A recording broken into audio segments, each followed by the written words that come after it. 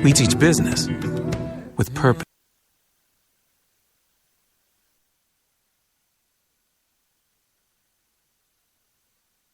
I'm going crazy here tonight. Every time I think I've got the audio monster sorted out, something else on my web browser goes cuckoo.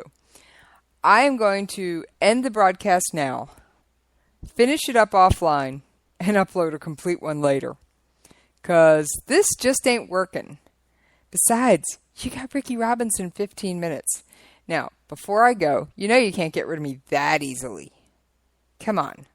Web browser, hang in there for just a few minutes. All right? North Korea is allegedly forcing construction workers to take crystal meth to ensure showcase apartments are built on time. Oh, yeah. Am I getting out? So, all right.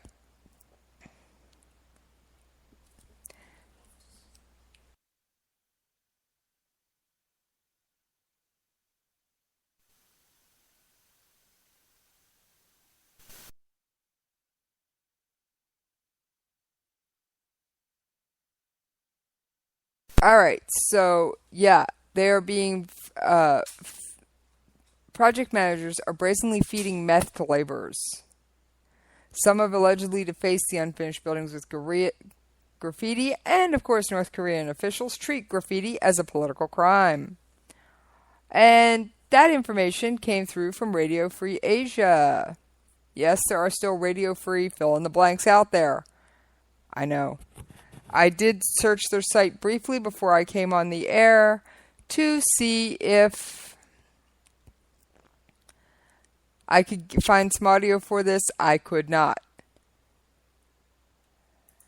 Now, I've got another North Korea story, and then I'm going to get on out of the way and see what I can do with tonight's show, because it was a disaster looking for several places to happen, and boy, did it ever.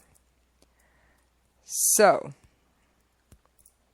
North Korea's Olympic Committee has refused to give complimentary smartphones provided by South Korea's Samsung to the country's 31 athletes competing in the Summer Games in Rio.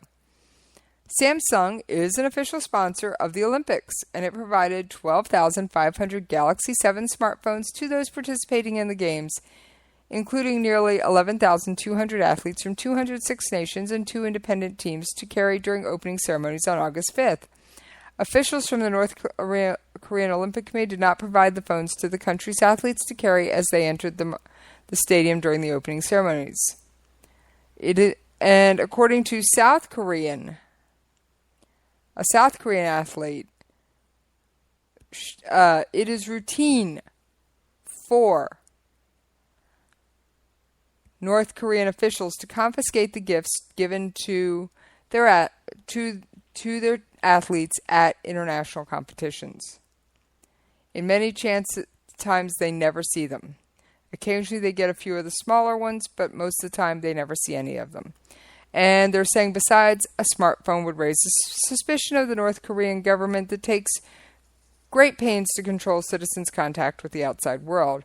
Hence the deer in headlights look the North Korean athletes had when they walked into the stadium.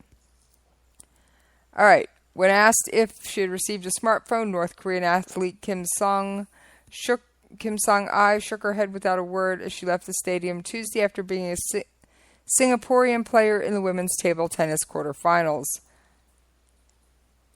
So, now, again, I'm going to mention the Olympic spirit of 2 gymnasts, one North Korean, one South Korean. They stood together in a practice and took a selfie.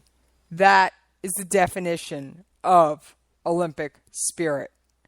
Putting aside whatever differences you and your country might have to compete on the world stage. All right. On that note, I'm out of here! Because I got audio editing to do.